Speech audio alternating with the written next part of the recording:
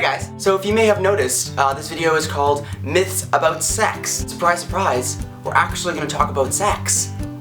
What? Yeah, so I was on Tumblr a couple days ago and I noticed, if you've seen the How to Get Away with Murder GIFs, there was a pretty hot sexual encounter between two guys in the show. So what I saw from the GIF was essentially just two guys, they were into each other and they started going at it.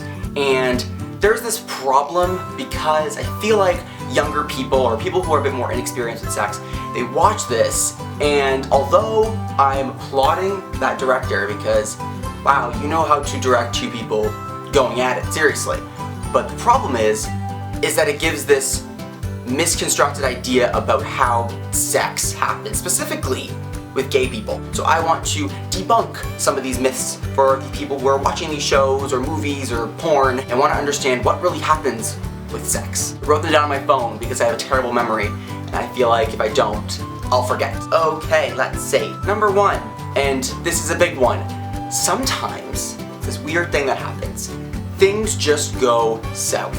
You're not always going to be 100% in the mood, and no, you don't have to be like this 60-year-old guy who needs to take a pill to get it up in order to constantly go at it all the time. Sometimes you're just in the middle of it, you're like, you know what, not really in the mood anymore, and that's okay. It happens. Sex isn't this thing that happens and all of a sudden there's these two people and they're on each side of the bed and they're like this and they're all like, that also doesn't happen. You don't have sex, then you don't separate on each side of the bed and then go, no, it doesn't. Okay, moving on. If you are having sex with someone that you do not know very well or someone who you just met, you may want to know their sexual history. And it's not the sexiest conversation you're ever gonna have, but it's a lot better than waking up in the morning with something that is going to be with you for the rest of your life. You don't have to grill them for every single doctor visit they've ever had, but kind of get to know their sexual history and if you have to ask them whether they are positive or negative. Because if they go and they get tested properly, they should know their status. So it's not the sexiest conversation, but if you ask them, you're probably gonna be feeling a lot better in the morning. And on that note, use protection.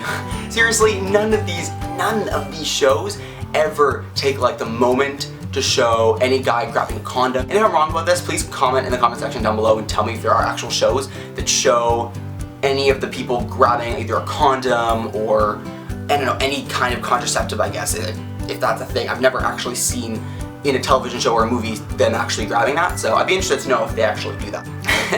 Another one, which is really important, and also none of these shows show anybody using lube. You need lube. Like, I cannot stress that enough. There is preparation, and if you don't use lube, you're going to tear up each other's insides, and that's not fun. And on that note, the whole feeling good thing, that's another thing these shows like to portray. The moment it happens, it's like the best feeling action in the world, and although it can be, typically it doesn't start off that way. You kind of have to relax and let yourself loosen up a little bit. So although there are these myths, and I really don't want anybody to get the impression here that there's anything shameful about sex or shameful that the way that they portray sex, I think it's just important to understand that there is a safe way of going about things, and there are things that these shows and movies and porn videos don't show you and they don't teach you, and I think it's important to learn these things before you go about and have sex. I think that's a big problem with the way in which a lot of us are raised nowadays. I find that sex is still that elephant in the room that parents don't really want to have their conversation with their kids about. And I think it's a little bit damaging too, because I find that when parents don't have this conversation with their kids, I find that sex becomes this secret thing that if they ever want to have, they have to sneak around their parents in order to get it. And I found people that I knew that had parents that openly talked to them about sex. I found that it was approached so much safer because they felt the safety to go to their parents and talk to them and ask them for contraceptives for sex. Because regardless, if you got two horny people, they're gonna go at it. That's my interpretation of sex, by the way. It's this. If you've got two people who want to do it, they're gonna do it.